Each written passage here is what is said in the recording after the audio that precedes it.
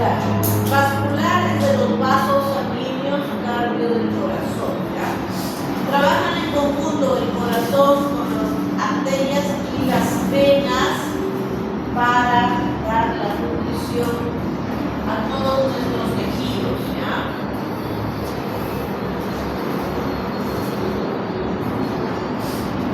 Tenemos primero el sistema vascular. Nosotros tenemos arterias y tenemos venas. Las arterias llevan sangre del corazón a los órganos. Por ejemplo, del corazón al hígado, del corazón a los intestinos, del corazón hacia el cerebro. Son conductos, son tejidos que transportan la sangre hacia esos órganos. Y las venas llevan pues ahí sus nutrientes, oxígeno, azúcar, para el funcionamiento de ese órgano. Y las venas son estructuras que retornan la sangre hacia el corazón, lo retornan. Cuando tú escuchas la palabra vena, es que está llevando sangre al corazón. Y con el objetivo de llevarla al pulmón posteriormente para ser oxigenada otra vez. Las venas llevan desechos no tóxicos, producto de la difusión de estas sustancias de estos tejidos. Muy bien. Tenemos con respecto a su tamaño, distintos tamaños de vasos. Por ejemplo, las arterias pueden ser grandes, como la arteria aorta, o puede ser microscópico, como los capilares. Pero por ahí transita la sangre. Por acá hay glóbulos rojos, por acá también. Por acá hay azúcar, por acá también. Por acá hay oxígeno, por acá también. Transporta. Desde grande visual macroscópico hasta microscópico, no lo vemos. Arterias entonces hay de gran tamaño, de mediano tamaño, de pequeño tamaño, y los arteriolas de más pequeño tamañito, y luego los capilares. En estos capilares, que son la última división ya, que ni siquiera tienen músculo liso, ya no tienen nada, son un epitelio de una sola capa de células. Ahí es donde ocurre el intercambio gaseoso, el intercambio de nutrientes. Acá el tejido se va a suplir de azúcar, oxígeno, sodio, qué sé yo. Y aquí desechos, CO2, urea, creatinina, se lo lleva. ¿Ya? Entonces estás aprendiendo que hay arterias y hay venas, que hay distintos tipos de tamaño. Ya viste ya. Las venas también. Las venas drenan la sangre hasta el corazón. Hay venas, hay capilares venosos, hay arteriolas venosas, o vénulas, perdón. Las venas se llaman vénula, ¿ya? El que es igual a la arteriola se llama vénula. Y de ahí venas de pequeño tamaño, de mediano tamaño, venas de gran tamaño. ¿Por qué te digo eso? Porque no es lo mismo ver una vena grande que ver pues una arteriola. Van a tener capas distintas, ¿ya? Mira, las arterias y las venas grandes son arterias, las arterias elásticas. Por ejemplo, ¿quién doctora? La aorta. La aorta es una arteria grandota, la más grande del cuerpo humano, y ella es elástica. Ese significa que se estira, elástica que se estira. Tiene sus capas, las arterias. Está compuesto de unas células que son las que están en contacto con la luz de la sangre. Se llama la túnica íntima. Está hecho de células que se llaman las células endoteliales, una monocapa de células llamadas endoteliales. Luego tienes la túnica media, que es esta que está acá. Esta túnica media es un músculo, ¿ya? Me había olvidado, la túnica íntima tiene su capa basal, su lámina basal, que es tejido conectivo, colágeno, etc. Donde descansan pues estas células endoteliales, tejido que es la lámina basal. Luego tenemos la túnica media que está hecha de una fibra de capas de músculo liso. ¿Para qué tiene eso, doctora?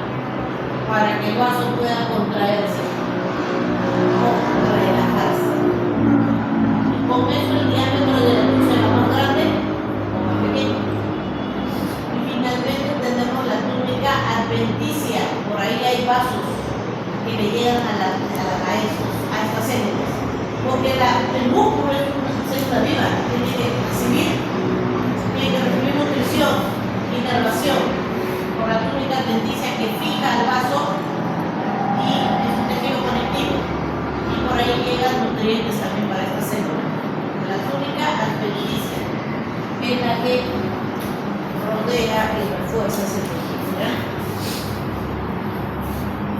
Túnica adventicia. Vamos a ver ahora una visión más grande de una arteria elástica. Ahí está. De adentro de la luz hacia afuera. Ahí está. Túnica íntima. Mira. Está hecha de endotelio. Ahí está la célula. Todo esto está revestido de células endoteliales. Tienen funciones importantes en el cuerpo humano. Inician la cascada de la coagulación, por ejemplo, las células endoteliales. Por allí, si se lastiman esas células endoteliales, se mete colesterol y se forman placas de colesterol debajo de la capa del endotelio. Liberan sustancias propias que pueden generar vasoconstricción o vasodilatación. O sea, no son células solo de revestimiento estructural, sino que ellas también liberan sustancias que van a tener funciones. Vuelvo a repetir. Pueden liberar sustancias para que este músculo liso se contraiga. Ejemplo, doctora, endotelina, por ejemplo. La endotelina viene de endotelio. Es una sustancia que producen estas células y al músculo liso, a la túnica media, que genera vasoconstricción. Sustancias sirven para, por ejemplo, atraer a las plaquetas y así, para la coagulación. Túnica íntima, entonces, endotelio y tejido conectivo que es la lámina basal. Pero miren, las arterias grandotas como la aorta, las arterias, tienen una lámina, además de la lámina basal, tienen una lámina elástica. Les dije que son arterias elásticas, se pueden súper distender y relajar. Tiene la lámina elástica interna que está dentro de la túnica íntima y tiene la lámina elástica externa pero que pertenece a la túnica media. Si te das cuenta, las láminas elásticas solo las tienen las arterias grandes, no las venas no tienen.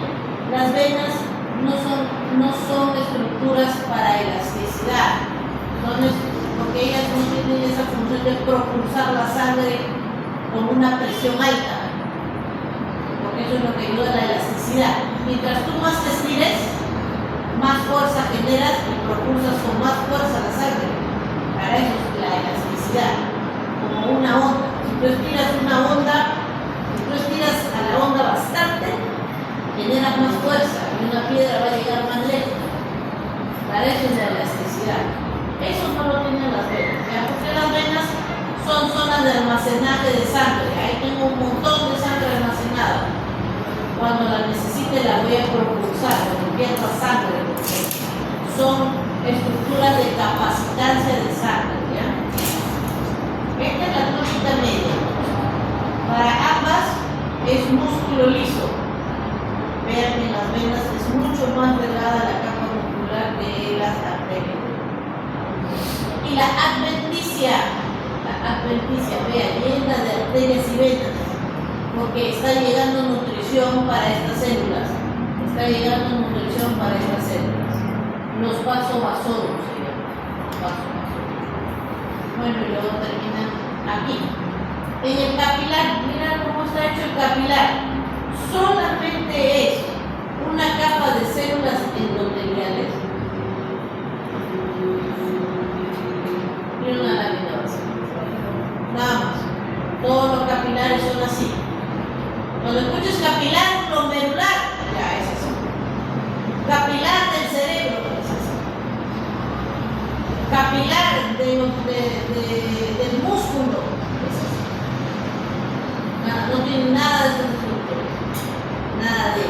elástica, ni túnica media, nada, ni adventicia, nada.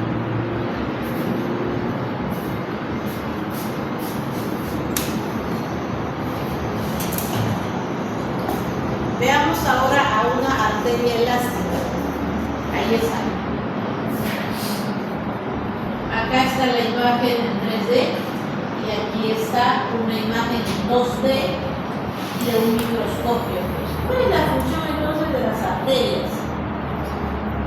Transportar nutrientes y oxígeno pues, a los tejidos.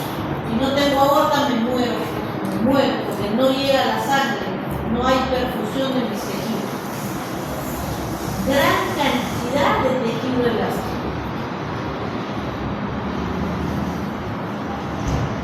El dibujo previo es representativo. Vea usted cómo realmente las fibras elásticas están embebidas en las capas del músculo y están debajo de la lámina de la túnica íntima.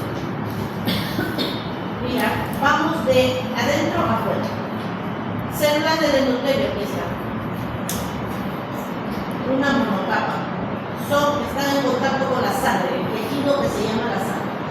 Por aquí pasan rosa, glóbulos rojos, colesterol, glucosa, gases, oxígeno, células endoteliales. Después viene la lámina propia, tejido conectivo aquí, especialmente de colágeno. Después viene la membrana elástica externa.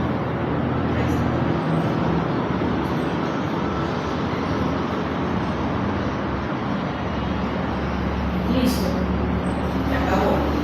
Túnica íntima, desde acá hasta acá. Después tenemos la túnica media.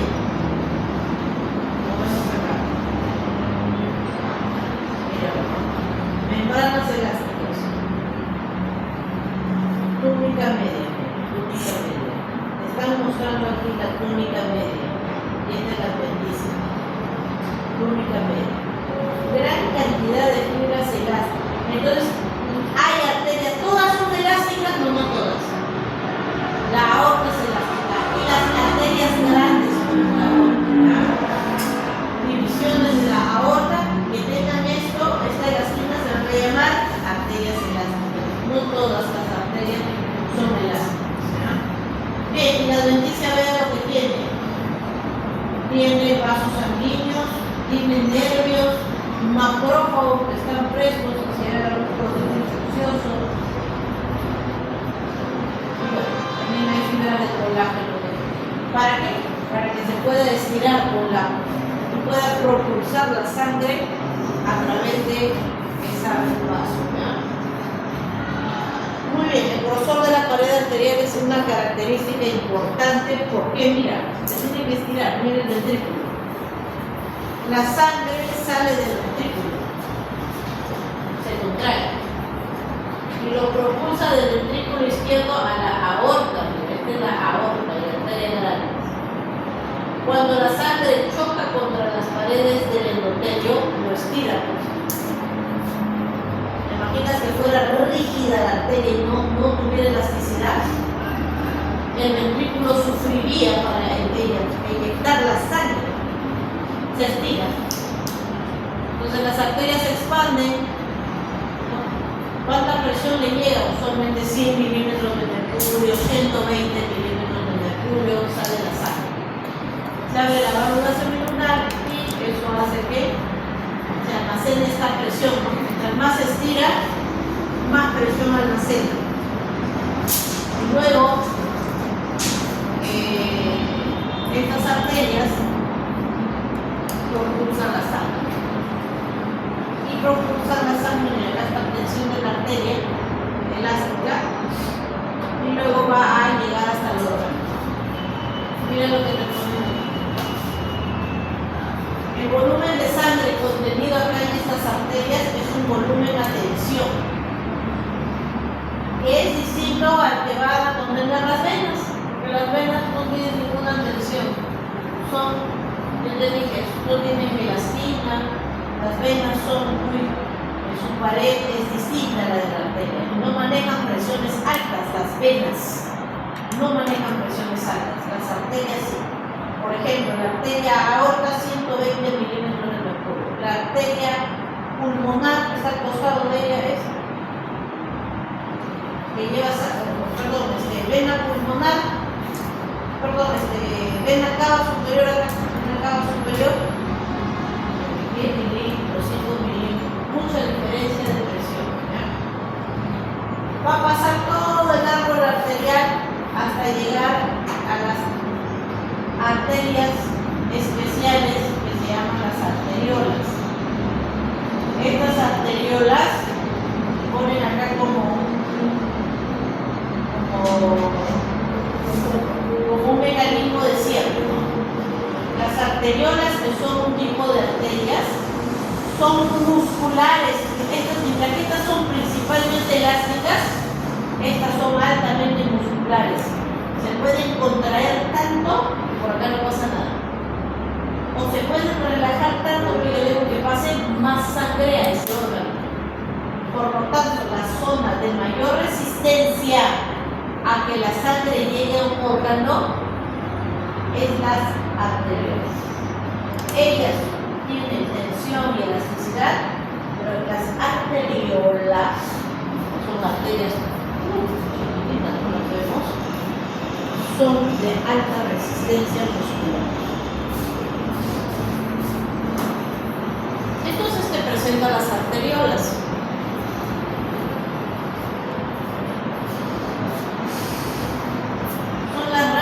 Pequeñas de las arterias, son la última división de las arterias. O sea, ya más que arteriolas, ya no, lo último, porque luego vienen los capilares, arteria aorta, por ejemplo. De ahí se divide en arteria renal, por ejemplo, arteria hepática, arteria femoral, todas las arterias, carótida, se dividen en arterias grandes. Y ya su última división se llama arteriolas. Por ejemplo, la arteriola aferente del riñón, su última división. Las arteriolas en el cerebro, las arteriolas en el músculo esquelético, las arteriolas en la piel. Son la última división de arteria. Después de eso ya no hay más. Son las más pequeñas, son microscópicas. Y importante músculo liso. Acá ya no predomina el tejido elástico, sino predomina el músculo. Ellas son musculosas, no como la roca, musculosas. Son el foco de resistencia más. Mira, si yo cierro todos estos, acá no llega nada. Por más que él impulse la sangre por la boca, vamos a ponerla. Imagínate que cierro acá, las arteriolas se contraen fuertemente a este tejido que, pongamos, es una parte es el cerebro. Si acá está el cerebro, estos son sus capilares de todo el cerebro, y yo cierro las arteriolas del cerebro, va a llegar más o menos sangre al cerebro. Menos. Y si yo relajo las arteriolas, le llega más o menos sangre al cerebro. Más.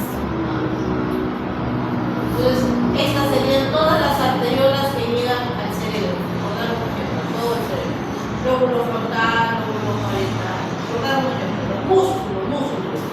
Si yo relajo a estas arteriolas, ¿aumento la resistencia o disminuyo la resistencia? ¿Qué dicen? Disminuyo la resistencia. Se disminuye, pues. Y si yo contraigo los músculos de esas arterias, ¿aumento la resistencia o disminuyo? Aumento la resistencia. ¿Le va a llegar? Menos sangre a ese tejido, a ese músculo, porque es un ejemplo de músculo, ¿no? O el cerebro, por ejemplo, ¿no? O el riñón, por ejemplo. Ya. Levante la mano que no entendió nada. Por eso se pregunta en fisiología. Todos también.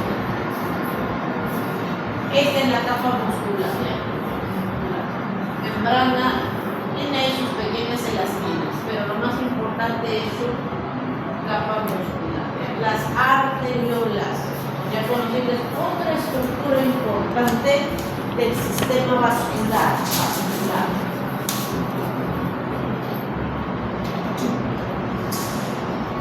Muy bien. Dice que normalmente ellas siempre están contraídas, ¿ya? ¿Cómo es eso que ellas están contraídas? ¿Qué pasa? Están ampliamente inervadas por fibras simpáticas.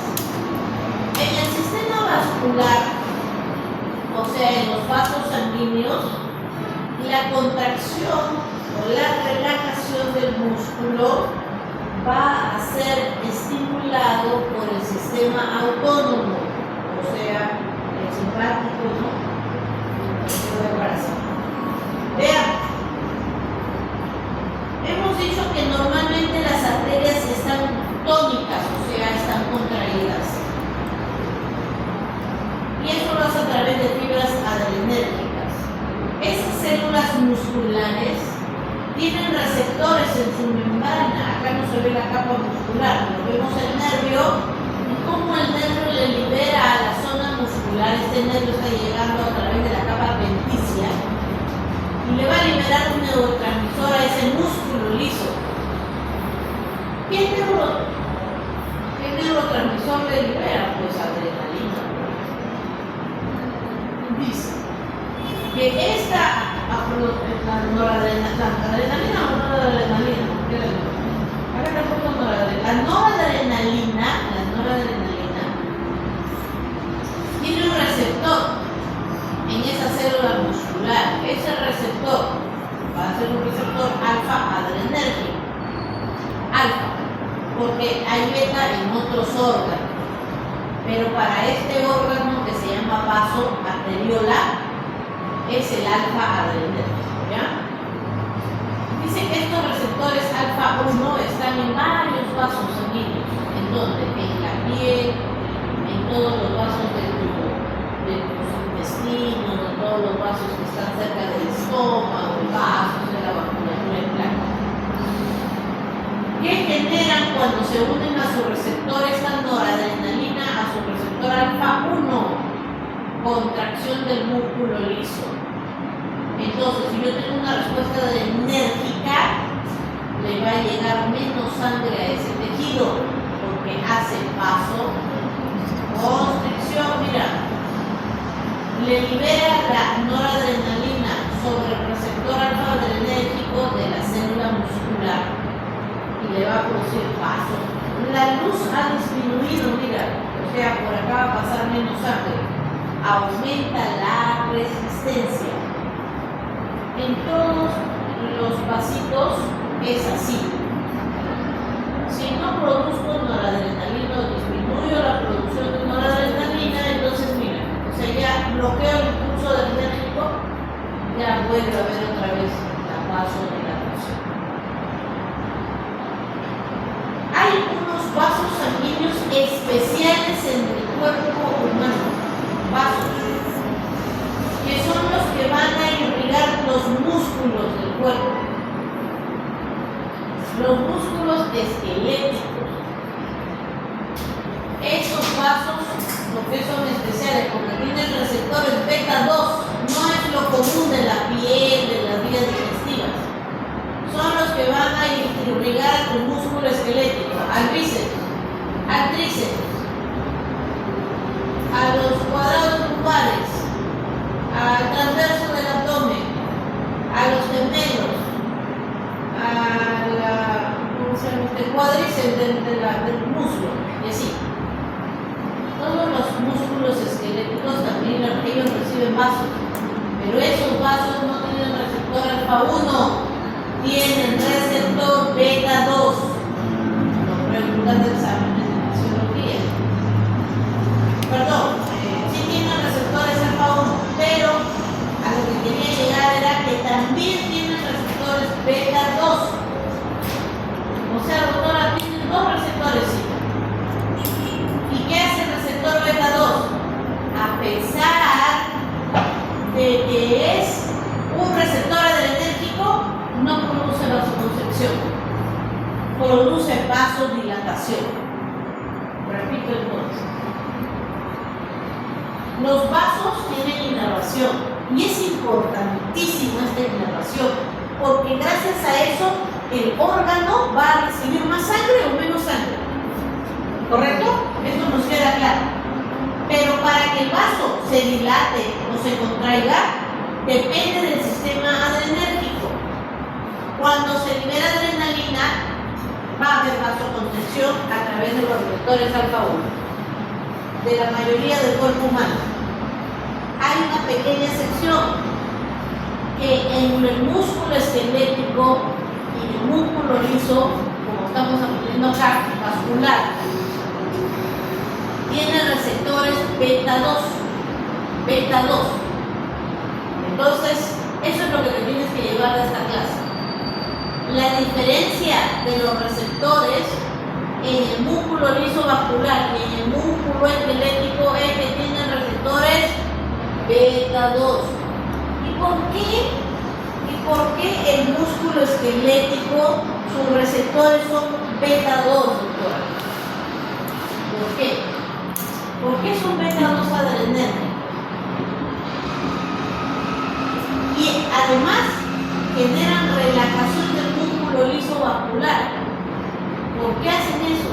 O sea, el adrenérgico puede generar contracción del músculo del vaso y el adrenérgico puede generar relajación del músculo del vaso. ¿Captaron la idea? Repito, el vaso sanguíneo, a través de esta misma neurona simpática, ella le puede generar vasodilatación, vasoconstricción. ¿En dónde? En el músculo liso del vaso sanguíneo. ¿Por qué? Y en los arteriolas del músculo esquelético. ¿Por qué? Porque mira, cuando tú empiezas a correr, tú tienes que activar al sistema parasimpático o simpático. Al simpático, porque vas a empezar a hacer vas a empezar a sudar para evaporar el calor, es un sistema adrenérgico. Y si el sistema adrenérgico llegara al vaso sanguíneo, por el alfa 1 le produciría vaso, no te llegaría sangre a tus músculos, pues, y no podrías correr. Por eso, esa excepción. En el músculo liso vascular y en el músculo esquelético, los receptores beta 2 producen relajación del músculo de este vaso para que le llegue más sangre a tu músculo. Para que le llegue más sangre al músculo cuando estás corriendo, por ejemplo. Entonces, esa es la explicación de por qué el vaso puede tener alfa 1 y beta 2 siendo ambos adrenérgicos, pero cuando es alfa 1 produce vasoconstricción y cuando es beta 2 produce relajación. El alfa 1 tiene una forma de actuar, mira. Él lo que realiza es liberación de inositol trifosfato y este inositol trifosfato permite la liberación de calcio y aquí en el alfa 1 a través de proteína G. Y el receptor beta trabaja a través también del receptor GS, pero él activa la adenilato ciclasa, o sea, otra sustancia que transforma el ATP en AMP cíclico y este AMP cíclico genera relajación del músculo liso. Y el vaso sanguíneo se relaja y se dilata. Entonces, este es para vasodilatación y este es para vasoconstricción, ¿ya? A nivel del vaso propiamente dicho o del músculo esquelético. El resto de órganos, como el intestino, por ejemplo, que llevan vasos sanguíneos, es por alfa 1 adrenérgico nada más, ¿ya? O otros órganos, cerebro, alfa 1. Bien. Las arteriolas no solo son el punto de mayor resistencia, sino que también la zona que puede variar la resistencia a través de catecolaminas, sustancias vasoactivas, ¿ya? Entonces, acá, pues, entonces, llega el sistema de la noradrenalina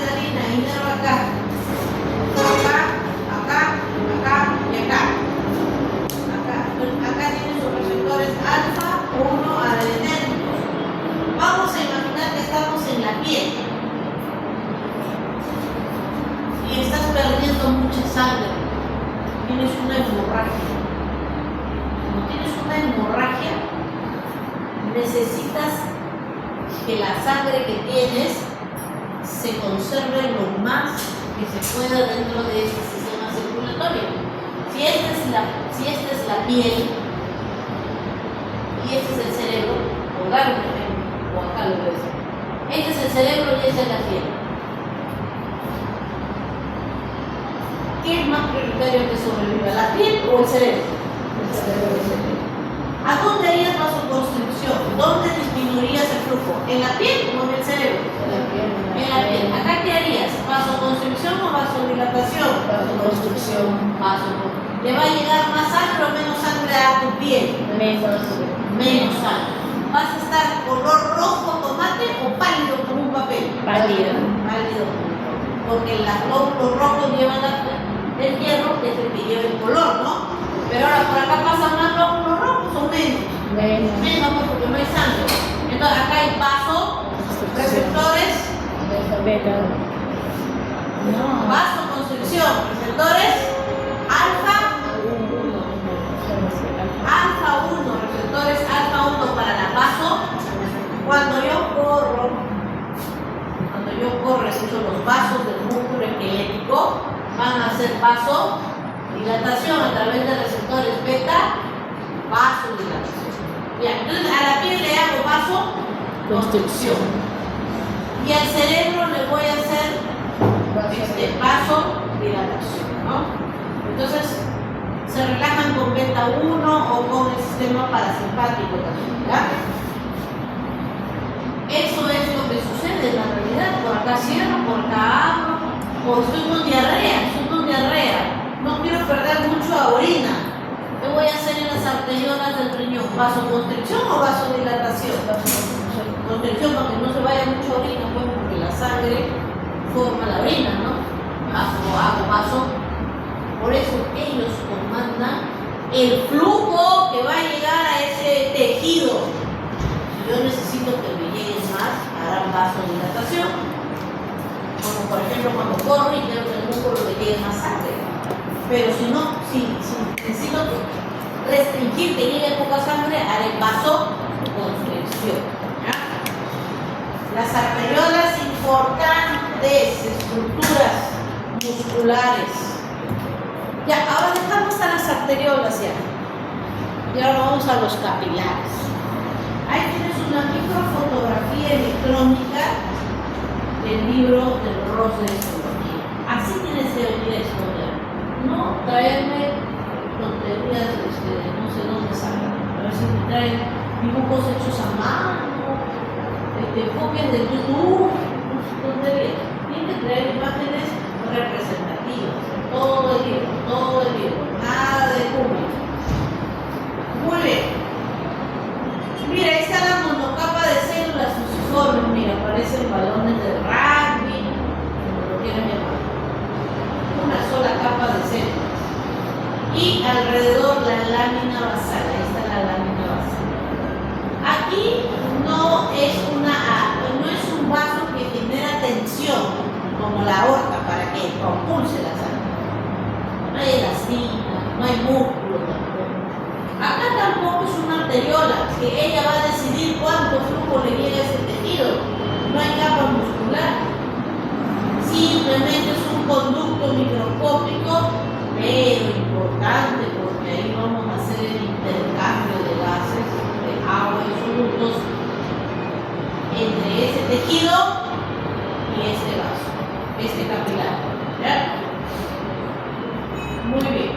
Las sustancias ya sabemos, ¿no? Que a través de esto las sustancias liposolubles atraviesan por difusión simple. Y si fueran hidrosolubles ya tienen que usar transportadores proteicos.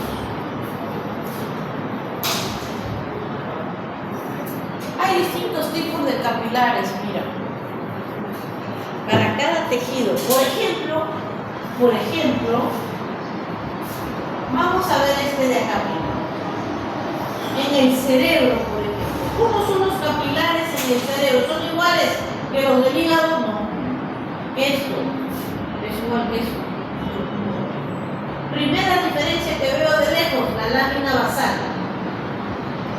es discontinua, mira. Cambio acá lo corto para que veas. Es toda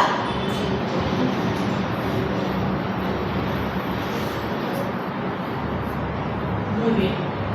Cerebro, bien restringido. Casi nadie entra, casi nadie sale del cerebro. Lámina basal completa. Segundo, vamos a ver a las células endoteliales en comparación con el hígado. Mira esta célula endotelial cortada, ya no se ve su núcleo. Y mira esta célula endotelial cortada, está llena de esos agujeros, ¿no? Entonces es una célula agujereada. Eso de ahí se llama fenestraciones. O sea, mira, la célula endotelial de tu cerebro no es fenestrada. En cambio, la del hígado es recontra fenestrada. La del riñón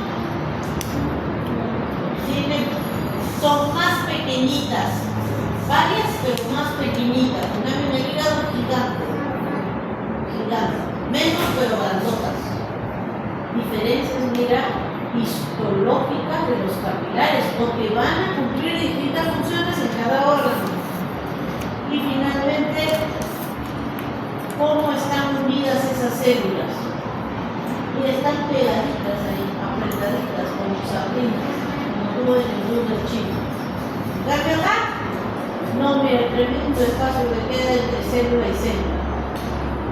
Son los poros. Esto se llama fenestraciones, y estos son los poros. ¿Por qué, doctor, en el hígado es así? ¿Por qué en el cerebro es así?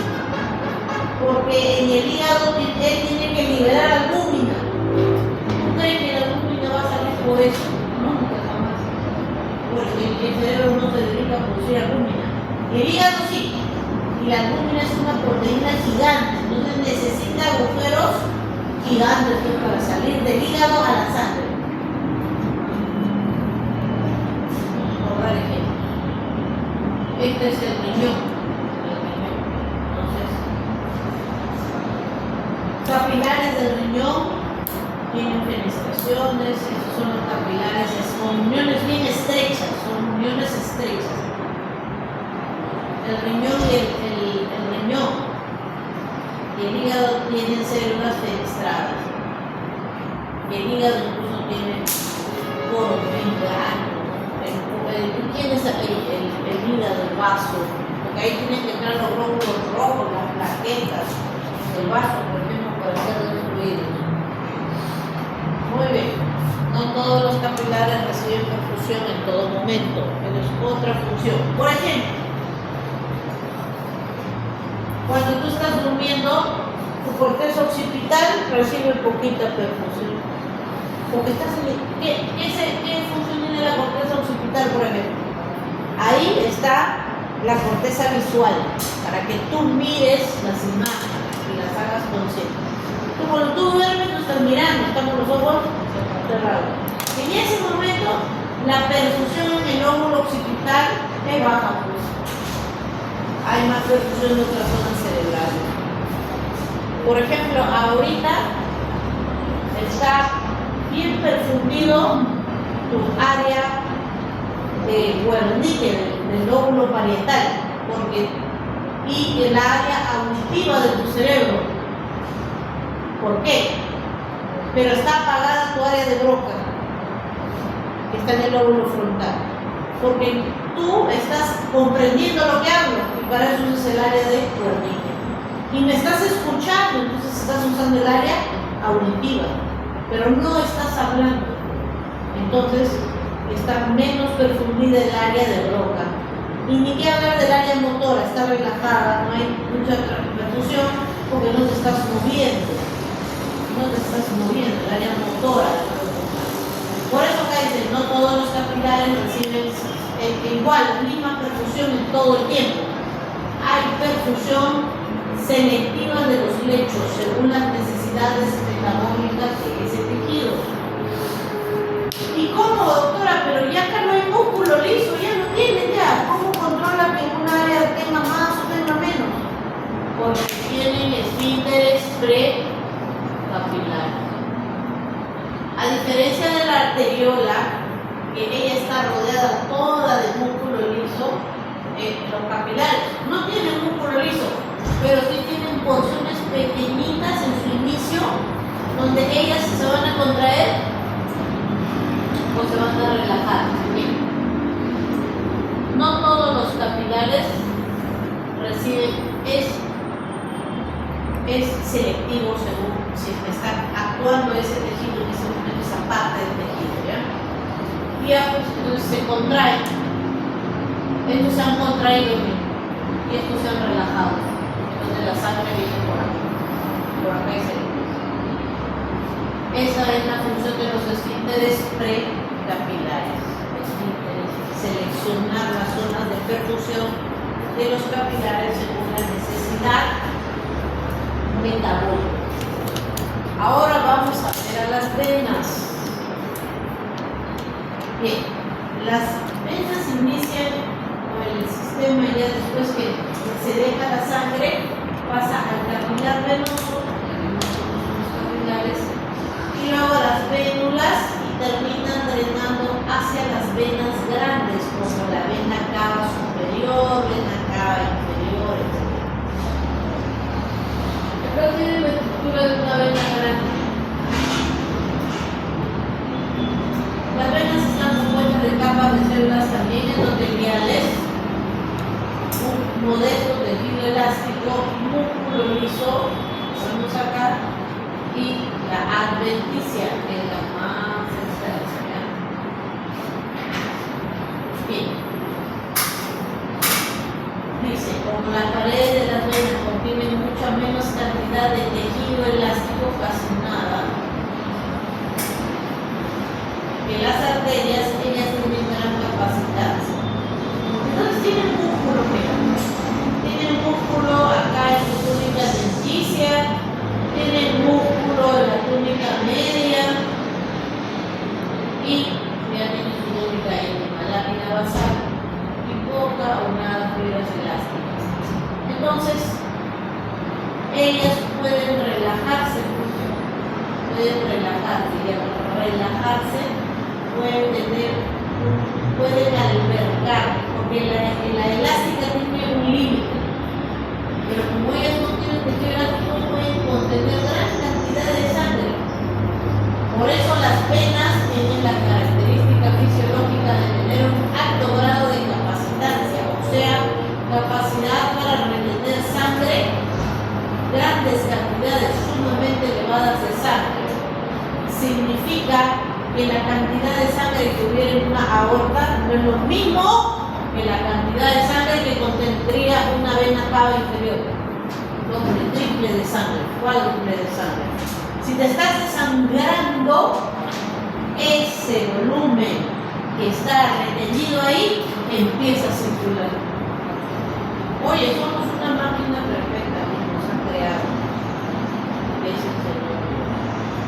Nos ha dejado esa cantidad de sangre acumulada en las venas, porque son vasos de capacidad. Si empieza a perder sangre, se contraen las venas con ese músculo y lo llevan al corazón para que sea inyectado otra vez por la aorta y no te genere que los órganos entren en isquemia, en hipoxia y muerte de ese tejido. Claro que tiene un límite, ¿no? Te sigue desangrando y no se contiene ese sangrado por más reservas de sangre que tengas en las venas, igual te vas a morir, porque ya no hay más sangre. Muy bien, ahí están las venas medianas, dice. Entonces la de ejemplo anterior pues era una vena cava inferior, una vena cava superior, vena suprahepática, etcétera, etcétera. De hecho, la vena contiene, dice, el porcentaje de sangre más grande del sistema vascular, ¿no? Entonces aquí que hay volumen, pero no hay tensión, porque no hay elastina, volumen sin tensión y a presión baja. Cuando miden las presiones en milímetros de mercurio de las venas, es muy bajito con respecto a las presiones. Por ejemplo, la arteriola aferente tiene una presión de 100 milímetros, 90 milímetros de mercurio. Una vena grande, pues, la la vena porta, por ejemplo, 5 milímetros, 10 milímetros. Entonces mantienen presiones bajas con grandes volúmenes. Las arterias contienen pocos volúmenes con presiones altas. Ahí está la inervación que hemos hablado. Están inervadas, mira, las arterias grandes, medianas, pequeñas y las arteriolas, hasta ahí nomás. Los capilares no tienen inervación, ellos son simples receptores. Si se contraen las arteriolas, me llega poco. Si se dilatan las arterias, me llega mucho. No tienen ninguna inervación, pues, a diferencia de las arterias y venas, hasta arteriolas y hasta las vénulas, ¿ya? Inervación adrenérgica simpática. La circulación y el flujo sanguíneo. Si bien es cardiovascular, hoy hemos visto vascular, porque en la siguiente vamos a ver cardio. Hoy día todo va a ser vasos y cómo circula la sangre dentro de esos vasos. Entonces ya has entendido de qué está formado, grosso modo, porque hay más cosas que podrías estudiar. Grosso modo, cómo están formadas una arteria y una vena, vénulas, capilares, cuáles son sus estructuras y quiénes comandan pues este flujo, ¿no? Las arteriolas. Hoy vas a aprender ahora cómo la sangre circula y qué leyes influyen en que la sangre contenida en esos vasos va a fluir hacia tus tejidos,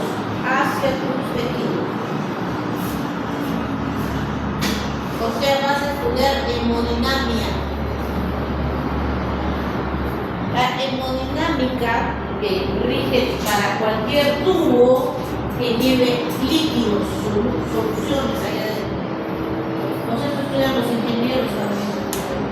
Ellos construyen edificios con tuberías donde por adentro hay líquido que transcurre. Y más los físicos también. Y los fisiólogos del cuerpo humano. Son principios que gobiernan el flujo sanguíneo. En este caso se llama hemodinámica, hemo de sangre. Muy bien. Aquí vas a entender qué cosa es flujo, qué es presión, qué es resistencia, qué es capacidad. Y todo ello se aplica al flujo que accede y que sale del corazón, ¿ya? Muy bien. Acá tenemos pues el corazón. No se ve completo. Mira, acá nosotros tenemos dos tipos de circulación, la circulación pulmonar y la circulación sistémica. En la sistémica vamos a llevar sangre oxigenada a los tejidos para que ellos viertan sus desechos a la sangre venosa. Pero en la pulmonar, su función es llevar la sangre con desechos desoxigenada para que se vuelva otra vez útil y se vuelva oxigenada y vuelva a regresar al corazón.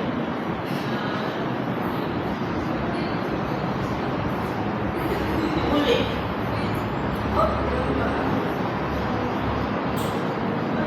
Vean que el corazón, la distribución de la sangre en este sistema cardiovascular.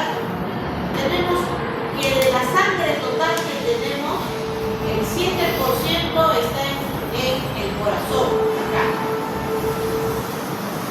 Si tengo una falla cardíaca, puedo perder este 7% por un infarto de todo el corazón, 7% de la sangre.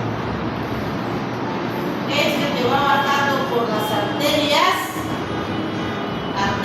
grandes, medianas, pequeñas, 13% del volumen.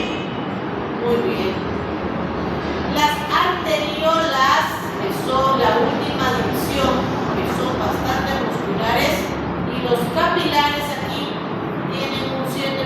los dos puntos.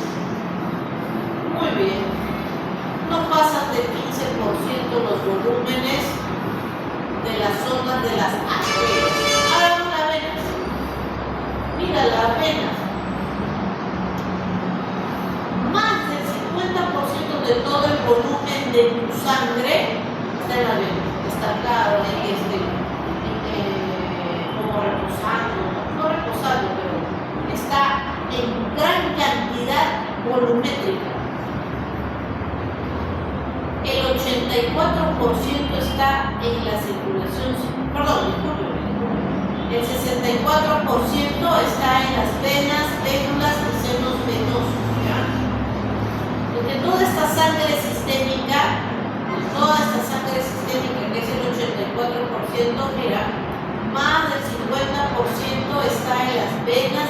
Entonces, seguimos reafirmando. Las venas son estructuras de capacitancia, manejan bajas presiones con altos volúmenes de sangre. 60, mira acá, suma todo, 7 más 7, 14, 14 más 13, 27, ni al 50% ya. Listo. Muy bien, vamos a estudiar ahora el flujo, ¿no? Flujo, presión, resistencia y capacidad. Flujo de la sangre. ¿Qué cosa es el flujo de la sangre? Dice que es cuánta sangre, cuántos mililitros de la sangre la podemos medir en litros, mililitros. Por ejemplo, un cuarto de taza, no. Por ejemplo, una taza de café tiene 250 mililitros. 2 tazas, medio litro. Y así. En la cantidad, cuántos mililitros de sangre atraviesa un punto dado en un periodo de tiempo. Entonces, ¿cuánto recorre la sangre en un tiempo? Por ejemplo, doctora acá, ¿cuánto tiempo se demora en que la sangre se libera del corazón, que es el punto de inicio de acá, de la válvula aórtica, sale hacia la aorta y se distribuye por todo el cuerpo y regresa al corazón? ¿Cuánto volumen y en cuánto tiempo? 5 litros por minuto. 5 litros se distribuyen en un minuto. Eso es el flujo. Cantidad de la sangre que atraviesa un punto dado de la circulación en un periodo de tiempo. Normalmente se expresa en mililitros. Muy bien, el flujo global de toda la circulación en un adulto es de 5.000 mililitros, o sea, 5 litros por minuto. Pues, si lo quieres decir en mililitros por segundo, lo puedes cambiar a 83 mililitros por segundo, es lo mismo. Y eso aquí equivale al gasto cardíaco, o sea, el gasto cardíaco, la cantidad de sangre que se inyecta del ventrículo izquierdo en un minuto a toda la circulación, 5 litros por minuto, 5 litros por minuto.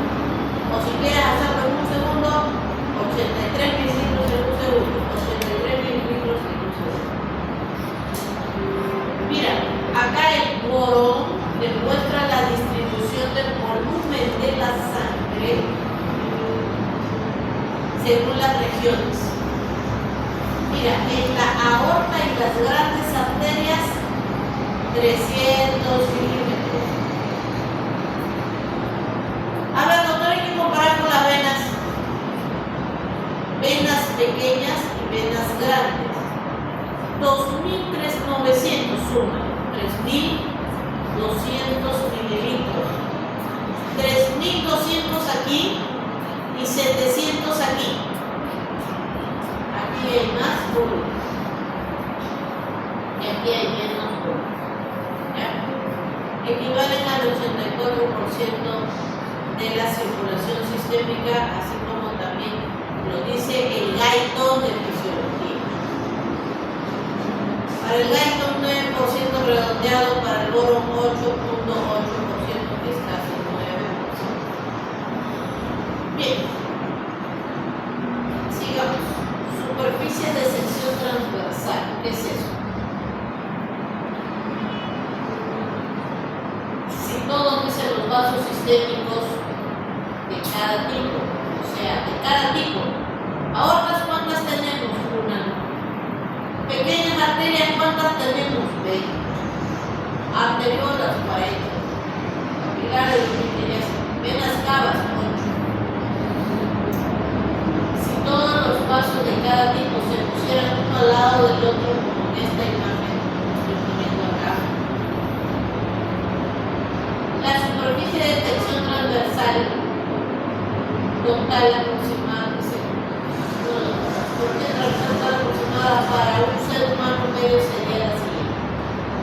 Discúlpeme, esto no es la cantidad, esta es la superficie transversal. Aortas, ¿cuántas tenemos? Una nada más, una aorta. Pequeñas arterias, con muchas arteriolas, miles, capilares, millones. Estos serían, por decirlo, capilares, si yo los pudiera juntar a todos juntitos. Y esto que estás viendo, todo esto de acá, eso es la superficie de sección transversal de todas las arteriolas, 2.500 centímetros cuadrados. Si yo pusiera acá la aorta, acá estaría así, la aorta solita. Es una nada más. Su superficie de sección transversal sería 2.5 centímetros cuadrados y de todos los capilares juntitos 2.500. ¿Ya? Mientras más, pues va a haber más superficie, ¿no? Y mientras menos vasos, menos superficie. Seguimos. Las venas, por ejemplo. Las vénulas 250 y las venas cavas 8 centímetros cuadrados. ¿Qué más dice? Ahora vamos a comparar vénulas y arteriolas. La superficie de las vénulas es más grande que las arteriolas. Son la misma cantidad, pero acá su superficie es más grande, 250. Seguimos. Pequeñas venas. Con pequeñas arterias, la superficie de las venas es transversal, es más grande que de las pequeñas arterias. Y las venas grandes, por ejemplo las venas cavas, 8, la aorta arterial de 1. ¿Por qué es? Porque las venas tienen pues más capacitancia, ocupan más espacio y por lo tanto tienen una sección transversal mayor, ¿ya? Esta diferencia implica la gran capacidad de reserva de sangre en el sistema venoso comparado con el sistema arterial. Los vasos sanguíneos se describen por el número de cada tipo. Ahora vamos a entender qué importancia tiene la sección transversal. Acá que tenemos área de sección transversal y el número de vasos. Tenemos una aorta. Y acá te pones, porque tenemos varias cavas, ¿ya? La cava superior, la cava inferior, pero acá te ponen, te lo comparan una vena cavidad con una aortita. Siempre la superficie de sección es mayor para la vena cava, ¿ya? Seguimos. Arteriolas. Si te das cuenta, el área de sección transversal es menor para las arterias. Mira, es poquito, no llega ni a 100. Para las arterias. Y mira las venas, su sección transversal, bastante, casi 300 para las venas. 10 a las 12 venas. Y mira, 10 a las 7 arteriolas más 10 a las 5 arterias, mira su sección transversal. No tienen mucha capacidad. Entonces, esta es el área muy grande para las venas y poca sección transversal para las arterias. Veamos ahora la cantidad de sangre que alberga. En las venas, acá dice volumen de sangre, 60 y tantos % de volumen en las venas, junto con la vena cava. Y mira las arterias, esa es la siguiente. Casi, en las arteriolas ni que hablar. Hay poca sangre porque hay mucha resistencia al flujo y poco volumen de sangre. Entonces se cumple nuevamente la ley. Donde hay más capacitancia, hay más volumen de sangre. Y donde hay más capacitancia y volumen de sangre, hay más sección transversal. Bien, ahora vemos a los capilares. Los capilares son miles de millones, es el 10 a la 10 capilares. Tienen la sección transversal más grande, 2.500 de sección transversal. Acá también, desde el gaito, desde la doctora Constanza, 2.500 de sección transversal. Gran cantidad de sección, le gana a todos, a las arterias y a las venas. Pero su volumen de sangre es poquito, más que las venas, que la vena cava. En conjunto hacen más, ¿no? Pero eso es su volumen, ya es poco. Muy bien, ya hemos entendido que el flujo de la sangre, la cantidad de volumen que se recorre en un tiempo determinado, de un punto a otro punto, 5 litros por minuto, que es el área de sección transversal del vaso sanguíneo o del grupo de vasos sanguíneos que hemos estudiado, por ejemplo el área de la aorta y el área de los capilares como esto. Pues es visible que acá 2.5 de área y acá 2.500 de área. El área se calcula por la fórmula pi por radio al cuadrado. Entonces acá el radio de la aorta por pi, o el radio de la aorta al cuadrado por pi, y acá el radio de todo esto al cuadrado por pi. ¿Ya? Y así se halla esa área. Muy bien, ¿y qué tendrá que ver eso con la velocidad? Esto influenciará en que la sangre vaya más rápido o menos rápido. Ahora eso te enseñan esto. Bien, entonces la velocidad de la sangre, dice acá, la velocidad con la que va a llegar esa sangre es inversamente proporcional a la superficie transversal. O sea, a mayor sección transversal, acá, menos velocidad. Y a menor sección, como la aorta, menor superficie de sección transversal, mayor velocidad. En la aorta, la sangre fluye rapidísimo, tiene una superficie menor. En los capilares, va la velocidad de ese flujo a ser lenta. Pero englobar todo el gasto cardíaco de 5 litros por minuto. Pero en esa porción es bien lentita. En los capilares, pues porque tiene que distribuirse por todos estos capilares y ahí baja su velocidad. Muy bien. Entonces esta relación depende de los diámetros de los vasos, la velocidad del flujo. Hace referencia al desplazamiento de la sangre por unidad de tiempo.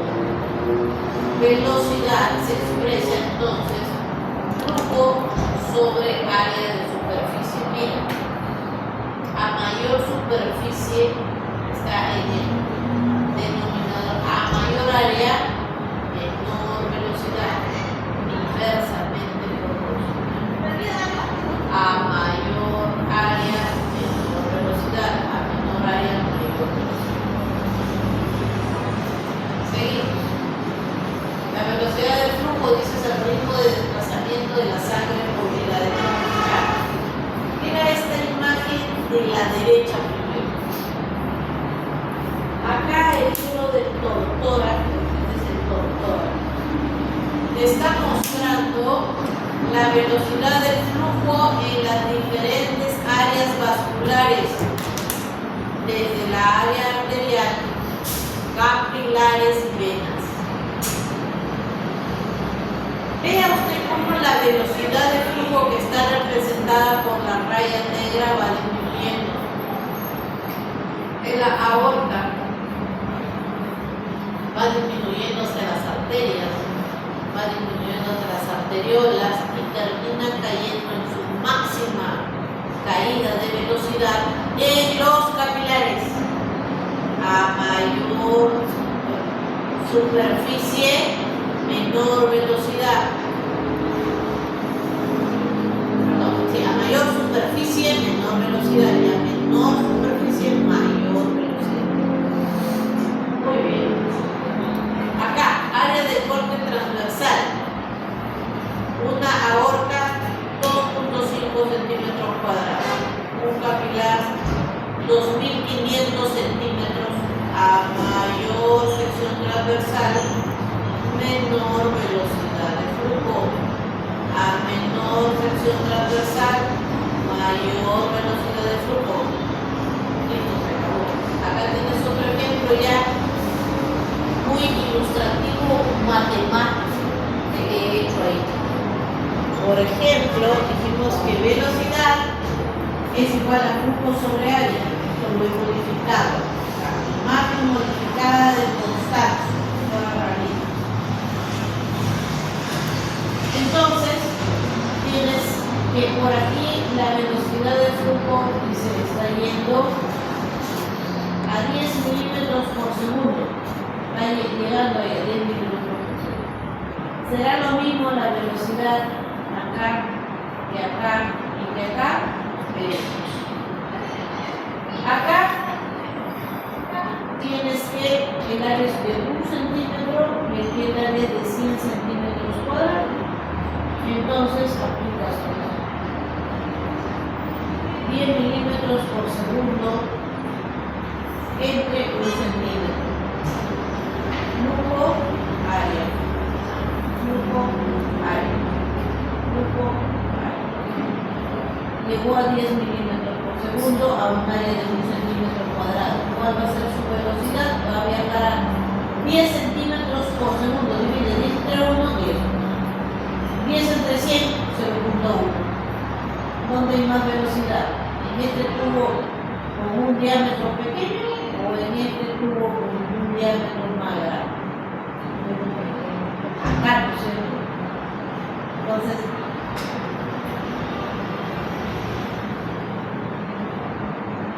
a mayor sección transversal, menor velocidad. Entiéndase sección transversal como el conjunto de vasos de la misma calidad. Acá tenemos todos los capilares en sección transversal, todos los capilares, 2.500 capilares, y acá una aorta. Entonces, la velocidad en la aorta no es lo mismo que la velocidad en un capilar, ¿ya? Por esta, entonces, esto se cumple aquí en la China, con tubos de metal, con tubos de vasos sanguíneos, es una ley. Se cumple en cualquier laboratorio del mundo. Tú lo pones a practicar 10 veces, 20 veces, 1 millón de veces, siempre te va a cumplir eso. Por eso es una ley. ¿Y para qué me enseña eso? A mí qué me importa. Yo no voy a ir a ningún laboratorio. Lo que me interesa es pasar con el examen, tomarme la foto del fin de ciclo y pasé fisiología, soy lo máximo. Pasó por 10.51. Publica su foto como el máster de la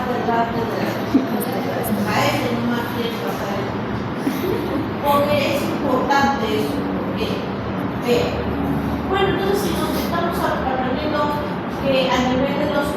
capilares aquí, capilares, que tienen una sección transversal alta. 2500 dice el Gaito.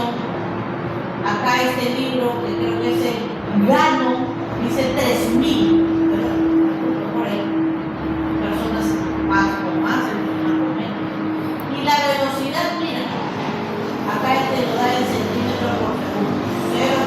0.03 centímetros por segundo. Y acá muy alto, y acá muy bajo.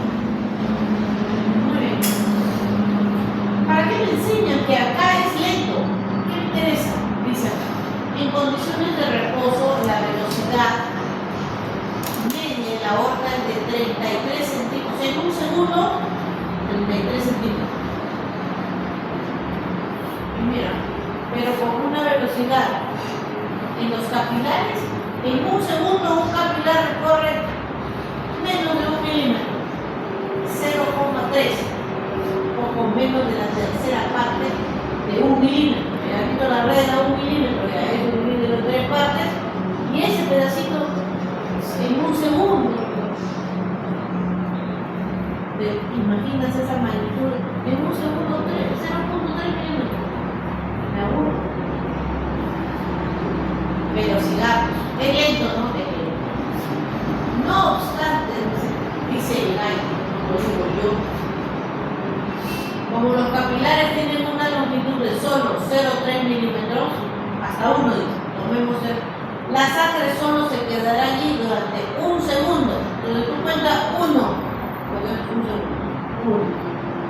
Ya ha recorrido esos 0,3 milímetros.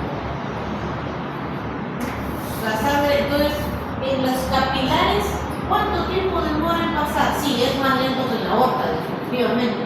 Pero ¿cuánto tiempo es que se demora en pasar a ese capilar que hemos estado estudiando? O sea, desde acá, desde el extremo arterial hasta el extremo venoso, ¿cuánto tiempo se demora para que ya luego pase a las médulas? 1 segundo. 1 segundo, 1 ya, se acabó, ya no pasa, ya terminó de pasar el capilar. 1 ya. Y dice el Gaito, porque ni tú te sorprendes. Hecho sorprendente, dice, porque toda la difusión de los nutrientes, o sea, todo lo que deje, todo lo que devuelve, en todo ese tejido, electrolitos, etc., tiene lugar a través de la pared capilar y debe realizarse en este tiempo tan corto.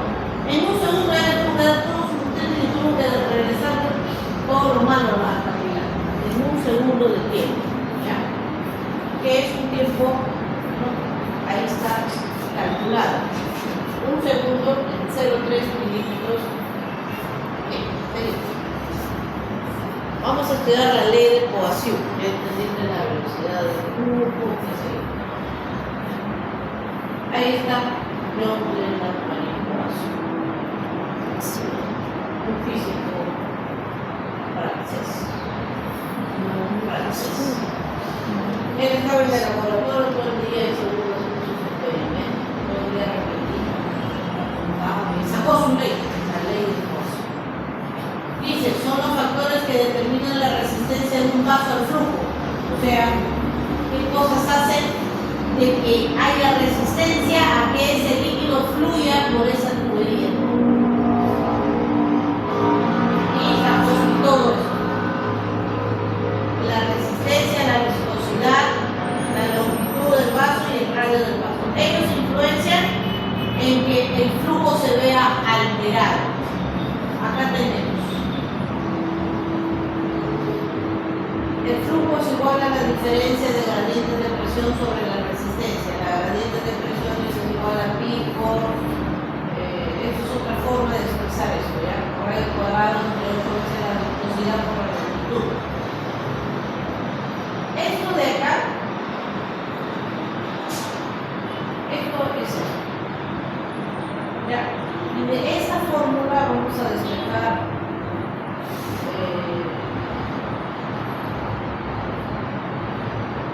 y esto, por lo que haces acá, la diferencia por resistencia es igual a quitas las gradientes de presión y te queda resistencia, ¿no? Y la resistencia la vas a nivelar, la subes y esto lo bajas y lo subes, y te queda eso. Este P1 menos P2 es el flujo, y el flujo es la diferencia de gradiente de presión. Presión 1, acá tiene que ir una presión alta o una presión baja para que vaya en este sentido.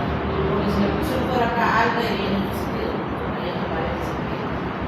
Bueno, ese es el flujo, diferencia de gradiente de presión sobre la resistencia. Pero el flujo también es igual a eso, a estas variables. Y al final reemplazas todo y te queda la resistencia sola. La resistencia es igual a 8 veces la viscosidad de ese líquido que transcurre en ese conducto, que en este caso son los vasos, por la longitud del vaso entre pi por radio cuadrado. Ese es al final, puedes usar esto, yo te he puesto esto para que entiendas la felicidad. Vamos a ver entonces, mira. La resistencia es importante porque si la sangre no puede fluir, entonces a ese tejido le va a llegar poca sangre. Entonces estamos tratando de determinar las leyes de la resistencia de un fluido, en este caso para nosotros la sangre, que influencian en que tu sangre tenga resistencia a fluir dentro de los vasos. Por ejemplo, la viscosidad. ¿Esto es directo o inverso? Hable. Es inverso. ¿Esto es directo o inverso? ¿Ah? Inverso. Cuando está arriba y esto está acá, ¿es directo o inverso? Directo. Es directo, o es directamente proporcional. Cuando lo que está en el numerador es directamente proporcional al valor que estamos hallando. Cuando es del numerador y cuando es denominador es inverso, pues, ya es correcto. Muy bien, entonces la viscosidad. Te pregunto, ¿es directamente proporcional o inversamente proporcional? Directamente proporcional. Significa que si un tejido es más viscoso, ¿va a haber más resistencia o menos resistencia? Es más resistencia. Si nuestra sangre se vuelve muy viscosa, como en algunas enfermedades que ya vas a estudiar, va a tener más resistencia a fluir. Y si la sangre se vuelve poco viscosa, como por ejemplo en la anemia, va a fluir mucho ya y va a generar turbulencias. Mal, no tiene por qué ser extremadamente viscosa la sangre ni tampoco tiene por qué perder su viscosidad la sangre. La viscosidad está definida como la resistencia al flujo. ¿Quién tiene más resistencia al fluir, la mazamorra o el agua de caña? A más resistencia de la mazamorra. La mazamorra, pues, ¿cómo va a ser el agua de caña? ¿Quién tiene más resistencia a fluir? ¿La mazamorra o el agua? ¿Quién tiene más resistencia para fluir? ¿La mazamorra o el agua? El agua. ¿Ah? Yo agarro acá un tablero y acá tiro mazamorra y acá tiro agua. ¿Quién tiene más resistencia a fluir? El agua. ¿Ah? El agua. Levanten la mano los que dicen la mazamorra. 1, 2, 3, 1. Levanten la mano los que dicen que el agua tiene más resistencia a fluir. Entonces, si yo pongo acá una madera inclinada y tiro mazamorra dorada y acá le tiro agua, va a haber más resistencia a fluir para la mazamorra, pues, porque la mazamorra es viscosa y hasta que termine de caer el agua ya se cayó en un segundo ya. ¿O no? Sí. Esa es la resistencia al flujo. La viscosidad es la resistencia de un líquido a fluir, esa es la viscosidad. Por eso es que a mayor viscosidad, mayor resistencia. Son directamente proporcionales. Seguimos, la longitud. Mientras más largo el tubo sanguíneo, va la sangre a encontrar más resistencia. Mientras más cortito, menos resistencia. Porque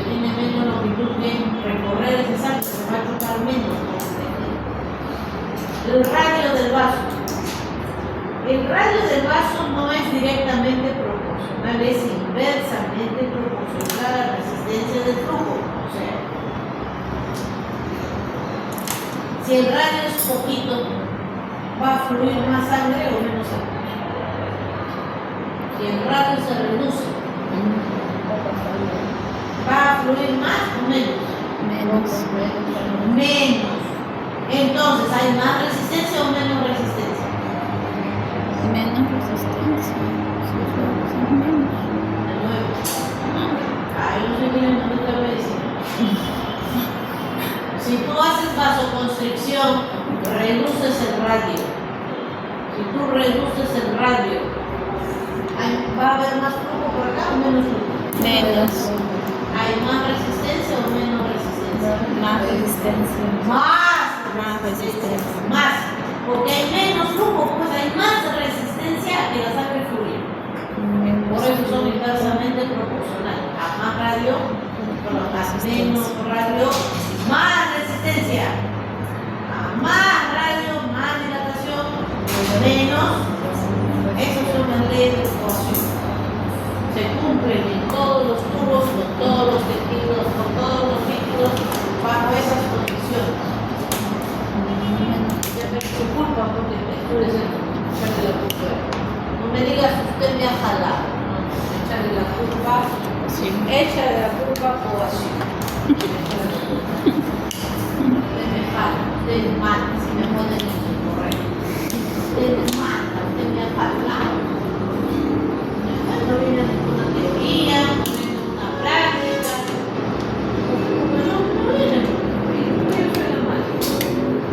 Acá está todo ese resumen que hemos hecho. La resistencia al flujo es directamente proporcional a la viscosidad. Más viscoso, más resistente. Menos viscoso, menos. Más viscoso, fluye más o fluye menos. Más viscoso, fluye más o fluye menos. Menos cuando es viscoso. Por ejemplo, dice, se aumenta la cantidad de glóbulos rojos en la sangre. Nosotros normalmente tenemos 5 millones de glóbulos rojos por milímetro cúbico. Imagínate que tuviéramos 5 millones, 15 millones. ¿Está más viscoso o menos viscoso? Más viscoso. Ese es el aumento del hemoglobina, la cantidad de glóbulos rojos contenidos porcentualmente. Si yo tengo muchos glóbulos rojos, la sangre se hace muy viscosa. Y por lo tanto va a tener más resistencia a fluir.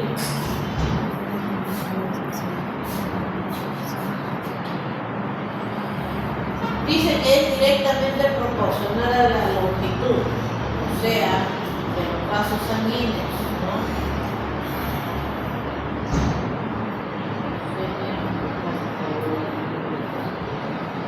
Esto borra ya, porque está ahí. Mientras más largo, entonces, más resistencia. Mientras más pequeño, en longitud,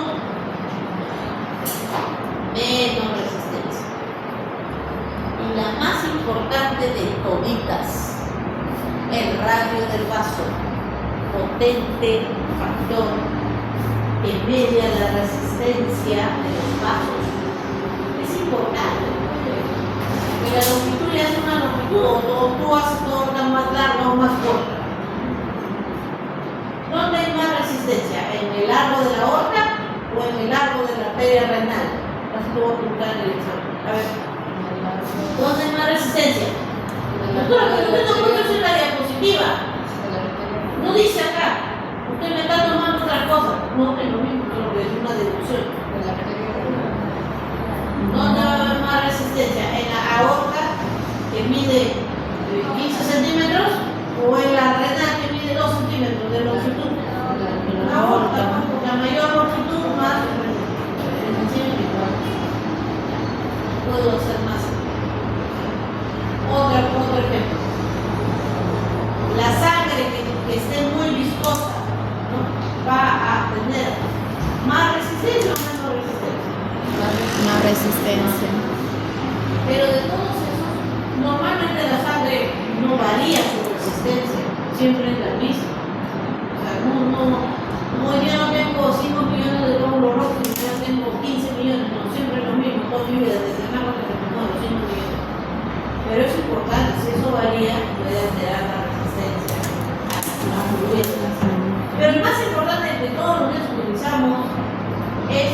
radio del vaso, del radio.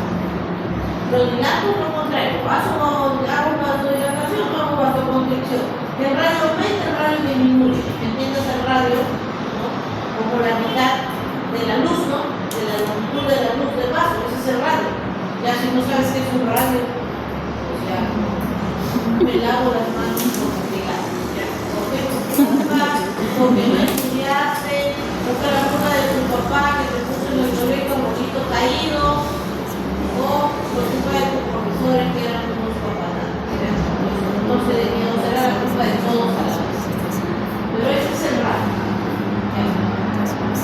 El tercero y más importante, dice Lighton, es la resistencia. Dice que es inversamente proporcional, no al radio, a la cuarta potencia del radio. O sea, tú cambias en una medida y es 4 veces, como si fuera 4 veces que hubieras aumentado un radio. Por eso es tan potente, amigo. Si tú tienes acá el diámetro, que es, por dar un ejemplo de 1 centímetro, y yo lo paso a 2 centímetros, esto de aquí no va a ser de 1 milímetro, por decir, a 4, a 2 milímetros. Es el radio elevado a la cuarta, 2 a la cuarta, 16 milímetros, 4 elevado a la cuarta, 4 por 4, 16, 100 por 4 y 10 por 4. Mira el gran volumen de sangre que puede transitar. Pero no, y lo que puedo perder si yo reduzco el radio, así como si yo lo dilato a aumentar, si yo lo contraigo, mira cuánto puedo hacer que pase por ese vasito. De 256 mililitros, ahora 16 mililitros nada más. Repito, de lo que transitaba por acá 256 mililitros en 1 minuto, ahora solamente reducir el radio tampoco para. Cuando disminuye el radio de un vaso, su resistencia aumenta, claro, porque de 256 pasé a 16, y si lo sigo contrayendo, 1 milímetro. Dice, cuando disminuye el radio del vaso, su resistencia aumenta, por supuesto. ¿Y cómo se ve reflejada esta resistencia al flujo? En que llega poca velocidad, 1 milímetro, 16 milímetros. No de forma lineal, sino elevada a la cuarta potencia, ¿no? A la cuarta potencia. Por ejemplo, si el radio de un vaso se reduce a la mitad, esto no implica que la resistencia aumente el doble, sino que aumenta 16 veces, ¿ya? Entonces, aumentará en proporción. Entonces, es inversamente proporcional. A menos radio, más resistencia. Más radio, más resistencia. Ya me dio hacer las 2. Mi cerebro desayuna a las 7, almuerza a las 12 y cena a las 6 de la tarde. Y a las 9 ya me estoy viendo. Cuando mira, me estoy en el trabajo, por eso ya me está avisando. Muy bien, soy un reloj fisiológico excepcional. Ya sabía, ¿cómo me hace mucho? Hasta hace unos segundos no pensé en la comida en ningún momento. Estaba respirando porque no estuve. Pero ahora ya estoy retirando porque tengo hambre. Trabajo en esa cola horrorosa. Para la cola ahí. Muy bien. Piensa ahora. Dentro de entonces, ese líquido va a fluir. Acá está la pared del vaso arriba. Es un corte bidimensional y tridimensional. En la sangre fluye, tiene un flujo, es laminar, mira eso, lo que tú no ordenadito. Acá la sangre, todo en unas capas ordenaditas. Eso se llama flujo laminar. Muy bien. Y esta velocidad de flujo dentro de los vasos que genera un flujo laminar va a tener distintas velocidades incluso dentro de este mismo vaso. Hay máxima velocidad en el centro centro del vaso, la sangre fluye a máxima velocidad, que no están ganando ya, como las carreras atléticas. Pues hay un gol por acá, tú por acá. Velocidades distintas, ¿no? Y mínima velocidad o velocidad cero acá. Acá solo hay una capa nada más que está revistiendo y qué velocidad. Y va aumentando conforme va llegando al centro, ¿ya? La resistencia viscosa refleja la interacción del roce entre las capas del líquido, cada una moviéndose con una velocidad. Las que están en contacto roce íntimo con el vaso tienen mínima velocidad. Y las que están lejos del roce del vaso están con una máxima velocidad. Esta resistencia no refleja la presión entre la asistencia de los líquidos y materiales estacionarias y la pared del cuerpo. Bien, entonces, esa es la forma en cómo la sangre fluye adentro del vaso. Ahí también tiene su drenaje capa 0, capa 1, capa 2, capa 3.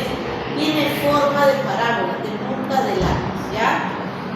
Esto es porque donde hay más viscosidad en los extremos, hay más resistencia al flujo. Y para el centro hay menos viscosidad, hay más velocidad, menos resistencia al flujo. Las velocidades aumentan desde la pared hasta el centro del cilindro. La velocidad resultante es una parábola, con máxima velocidad en la punta de lápiz, ¿ya? Cuanto menor sea la viscosidad, más afilada será la punta. Significa que si tú, por alguna enfermedad, tuvieras menos viscosidad total, esto sería más puntiagudo hasta ahí. Y si tuvieras menos viscosidad, sería menos puntiagudo, ¿ya? O sea, está muy viscoso, ¿ya? Ejemplo, la anemia severa, por ejemplo. Tengas poco una hemoglobina de 5. Uy, Dios mío. Es un caos, muy poca viscosidad. El hematocrito, ¿qué cosa es? Es la cantidad de glóbulos rojos expresados en porcentaje de toda mi sangre, de ese líquido de la sangre. ¿Cuánto es glóbulos rojos? Entre el 50% aproximadamente. O sea, la mitad de tu sangre es glóbulos rojos. Este es el hematocrito. Varía para varones entre 42 y 52 y las mujeres entre 37 y 46. Promedio 50 para temas académicos. La mitad de tu sangre es glóbulos rojos, 50%. Ese es el hematocrito, 50%. Total, si tengo un hematocrito del 70, aquí tienes muchos glóbulos rojos. Eso es una enfermedad. Y si tengo 35% de glóbulos rojos, poquito glóbulos, tienes poco hematocrito. Mucho hematocrito, muy viscoso. Poco hematocrito, poco viscoso. ¿Ya? Y cuando un ser humano podría tener poco hematocrito, una hemorragia, se atropella acá el chico.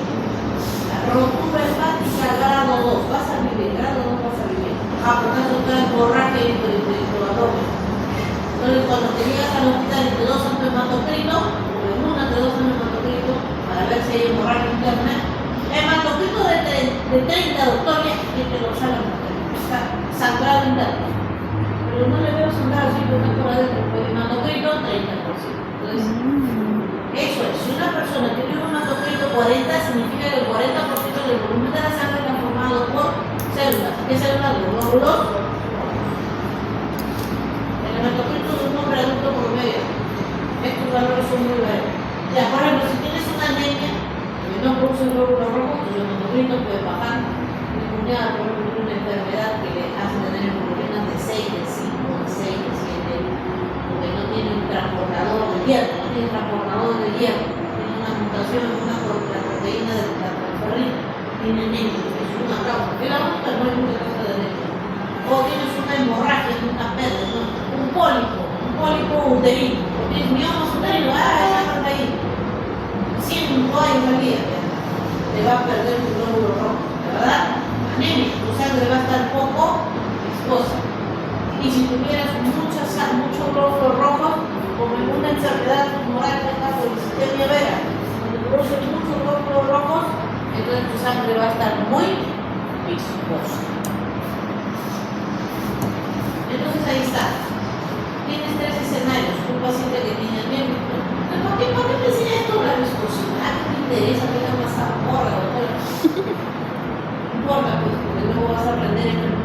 pasar nada más, pasar el examen, todo tiene un poquito. Porque luego cuando te enseñan policitemia, a ver, te van a decir, la fisiopatología de la policitemia se basa en que la resistencia al flujo de la sangre está relacionada a la viscosidad de la sangre. Tú no has entendido nada de fisiología.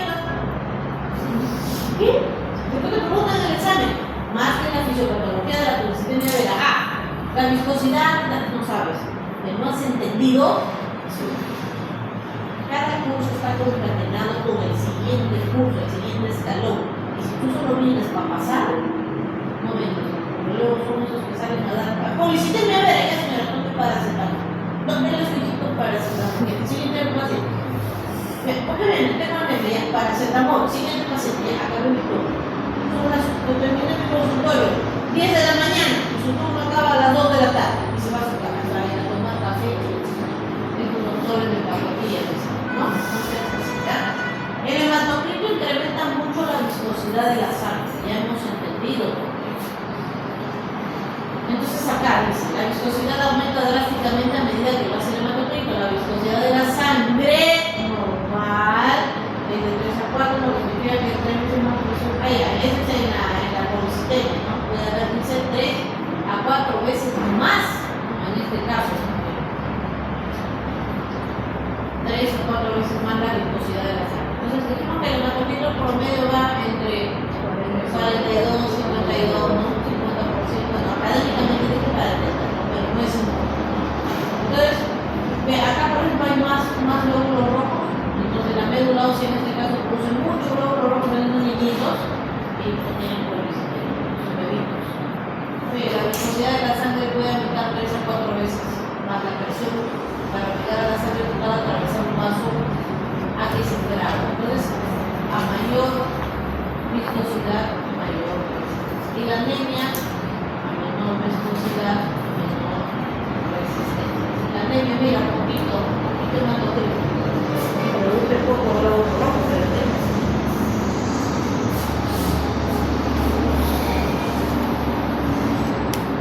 dice, cuando el hematocrito aumenta de 60 a 70, en las pacientes con policitemia, la viscosidad de la sangre puede ser hasta 10 veces mayor que la del agua. Acá esta viscosidad del plasma es un poquito más que la del agua, miren, 1 tanto. Y la velocidad de la sangre, dice viscosidad de la sangre total, ¿no? La viscosidad con el agua y el hematocrito. A mayor hematocrito, mayor viscosidad de la sangre. Ya no es como 1, puede llegar hasta 10. Con 60 de hematocrito puede tener una viscosidad de 1.000 hasta 10.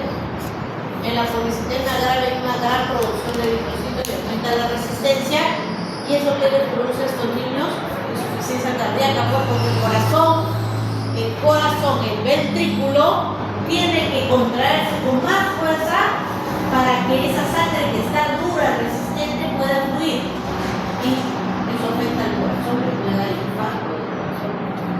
En cambio, dice, por el contrario, la anemia marcada, en la anemia pues no hay viscosidad, la sangre fluye como le da la gana, porque no hay resistencia al flujo, disminuye, debido a que hay poca viscosidad, ¿ya? La viscosidad también se modifica por factores de plasma, hay otras cosas, no solo los glóbulos rojos, ¿no? Que me explican las proteínas plasmáticas, donde hay mucha producción de hemoglobina, en la esclerositosis hereditaria, que es una enfermedad de los glóbulos rojos, otras enfermedades pueden cambiar la viscosidad de la sangre. Muy bien, normalmente hemos dicho que el flujo es laminar, con una velocidad 0 cerca de las paredes y va aumentando progresivamente hasta el centro del vaso, todo en la vez ahí. Entonces la presión impulsora hace que el flujo aumente, avance. Pero mira, normalmente este ruido no suena, tú no puedes escuchar el flujo pasa, es un flujo suave, no de un punto hasta otro punto, el flujo es laminar, siempre. Y es silente, o sea, tú no lo puedes escuchar. Pero ¿qué pasa?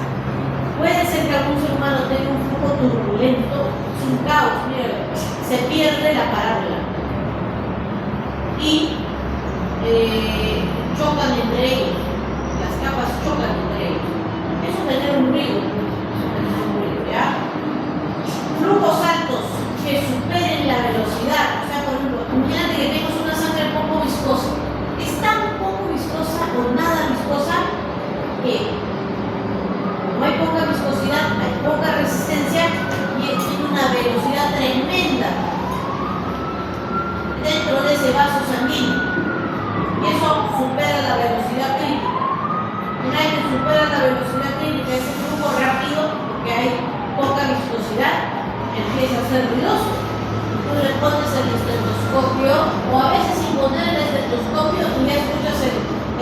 de la sangre.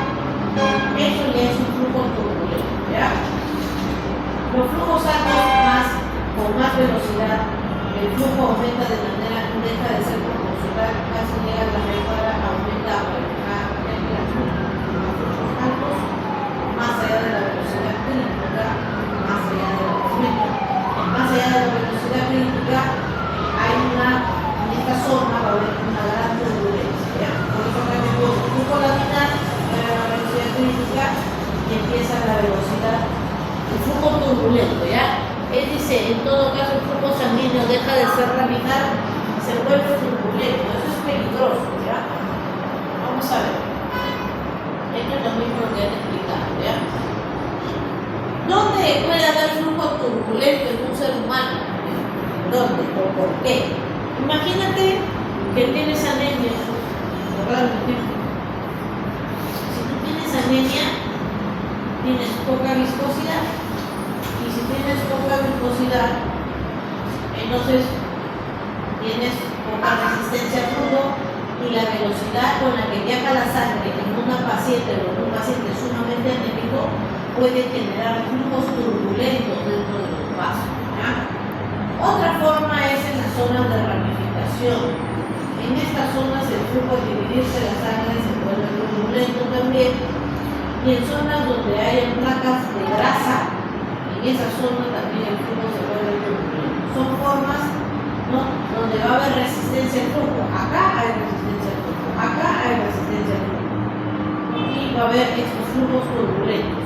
Miren cómo el flujo turbulento puede golpear al endotelio acá, incluso puede ser retrógrado, se va a regurgita hacia atrás, en contra del sentido del flujo. Pero eso es un flujo turbulento, ¿ya? Es dañino, pues, porque golpea las paredes de los vasos y luego los lesiona y sigue formando más placas de gas, y luego se obstruye y le da un infarto, porque tiene que atacar que tuvieron en este vaso. Muy bien, esos son los flujos turbulentos. Por poca viscosidad hay un desorden del flujo laminar y se vuelve audible, lo puede escuchar con el estetoscopio, ¿ya? Entonces, en el contexto de una irregularidad de un vaso, cuando hay poca viscosidad, en el caso de un anémico, y mira, los vasos, el flujo se vuelve como radial por todos lados, ¿ya? Este flujo turbulento se acompaña, dice, de vibraciones audibles. ¿Cómo se llaman soplos? Eso es lo que el doctor escribe en su examen físico. Paciente que acude con dificultad para caminar, sensación de falta de aire. Al examen físico se le encuentran soplos.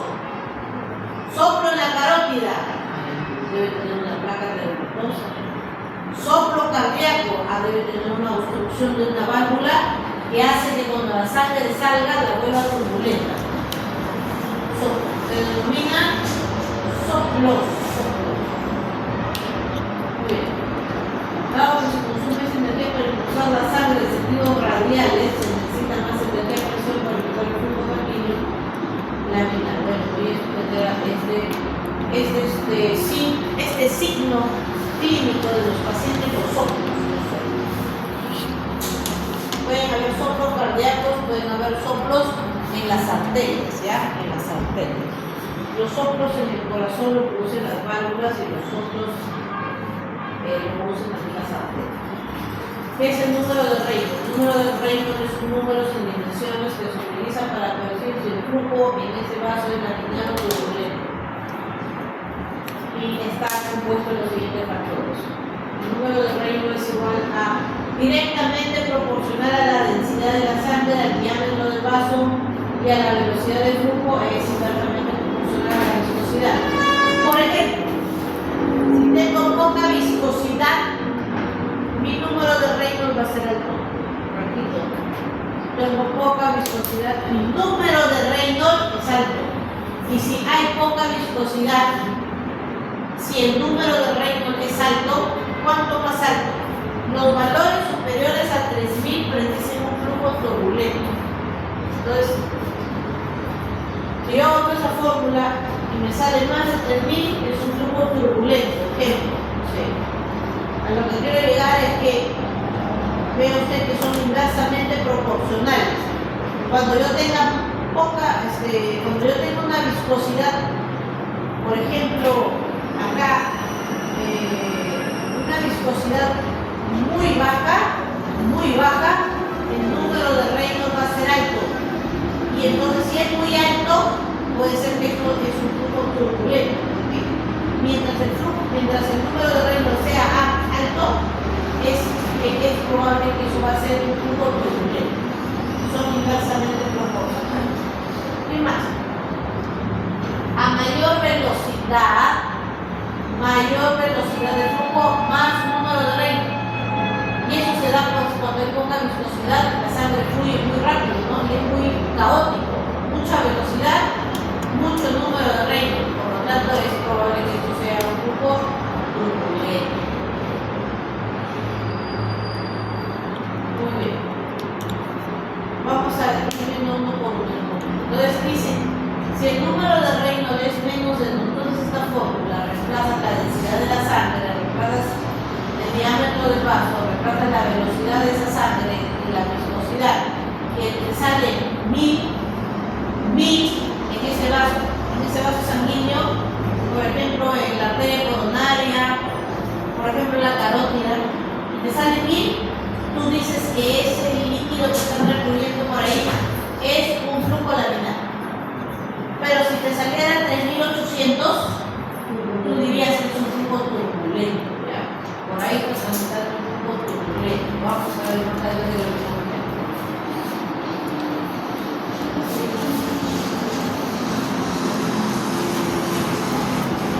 Mira, ahí está la viscosidad de la sangre.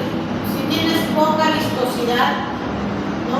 Por ejemplo, en la anemia el flujo es turbulento, ¿eh? La anemia severa. Si hay poca viscosidad, va a haber muchos números de reinos y eso genera un flujo o determina que es un flujo turbulento, ¿ya? El estrechamiento de un vaso da lugar a aumento de la velocidad del flujo y eso ocasiona un aumento del número de reinos. El estrechamiento, vimos por ejemplo que cuando se estrecha un vaso, por ejemplo, cuando un vaso grande se divide en dos y esos vasos se estrechan. O sea, en las bifurcaciones, o cuando hay una placa ateromatosa que cierra la luz del vaso, eso disminuye la luz. Ese estrechamiento aumenta la velocidad de flujo y eso puede aumentar el número de reinos. Por eso es directamente proporcional con el diámetro del vaso. Entonces, a un vaso que está más cerrado, más velocidad de flujo, más turbulencia. Dos situaciones, dice, clínicas que explican el número de reinos aplicado a la turbulencia. La anemia y los trombos. Cuando hay anemia, poca viscosidad, más número de reinos, turbulencia. O los trombos, que disminuyen la luz del vaso y este flujo que va a pasar por acá va a ser caótico. Acá está el flujo laminar y aquí al pasar este estrecho va a generar un flujo caótico, un flujo turbulento, se llama soplo. No, entonces la anemia genera poca viscosidad y eso genera más número de reinos, ¿ya? Los trombos estrechan la luz del vaso y generan al momento que termina de pasar un flujo turbulento, aumenta la velocidad por el que se aumenta el número de reinos. Son directamente proporcionales. Ahí tienes una imagen, mira. Imagínate que acá tienes una placa ateromatosa en tu coronaria o una placa ateromatosa en la arteria cerebral media de tu cerebro, porque eso es lo que nos pasa en la vida real. O tienes una placa ateromatosa en la carótida interna. Se estrechó la luz. Bonito, viene de tu corazón, sale la sangre, viene con su flujo laminar y se encuentra con esta estrechez, reducción de la luz del radio del vaso. Alta velocidad aquí. Esta alta velocidad es la que genera, después de pasar por esta resistencia, el flujo turbulento. ¿Y esto a qué llama? A que choque, pues. pared del vaso.